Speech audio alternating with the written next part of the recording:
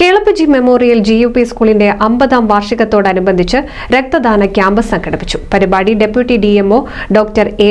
ഷിബുലാൽ ഉദ്ഘാടനം നിർവഹിച്ചു. തിരൂർ സർക്കാർ ജില്ലാ ആശുപത്രിയുടെ നേതൃത്വത്തിലാണ് രക്തദാന ക്യാമ്പ് നടന്നത്.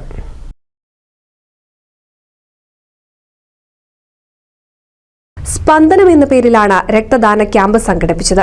കേളപ്പജി മെമ്മോറിയൽ GUP സ്കൂളിന്റെ 50ാം വാർഷിക പരിപാടി സുവർണം പരിപാടിയുടെ ഭാഗമായാണ് ക്യാമ്പ് നടത്തിയത്.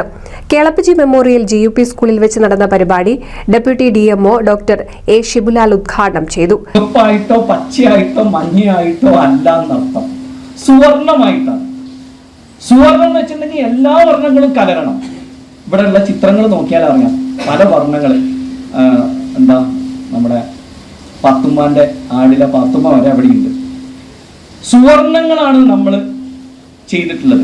സ്വാഭാവികമായിട്ടും അതൊരു അലങ്കാരമുള്ള പദമാണ് സുവർണം എന്നുള്ളത്. ആ സുവർണത്തിലെ സ്പന്ദനം, നല്ല പേരിട. എനിക്കറിയില്ല ചിലപ്പോൾ ആരൊക്കെ അതിൻ്റെ പുറകിലുള്ളതെന്നുള്ള അറിയില്ല. പലപ്പോഴും വളരെ വളരെ കുറിക്ക് കൊള്ളുന്ന പേരുകൾ.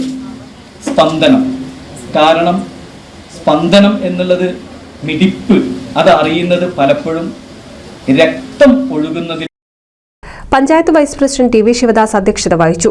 ഡോക്ടർ ഫാത്തിമ നസറിൻ, പ്രധാനാധ്യാപിക S. Bindu, K. Unnikrishnan, TM Parameswaran, KK Rajan, K. Shaji, Sukanya, Habeeb Rahman, P. Robin Antony എന്നിവർ പ്രസംഗിച്ചു.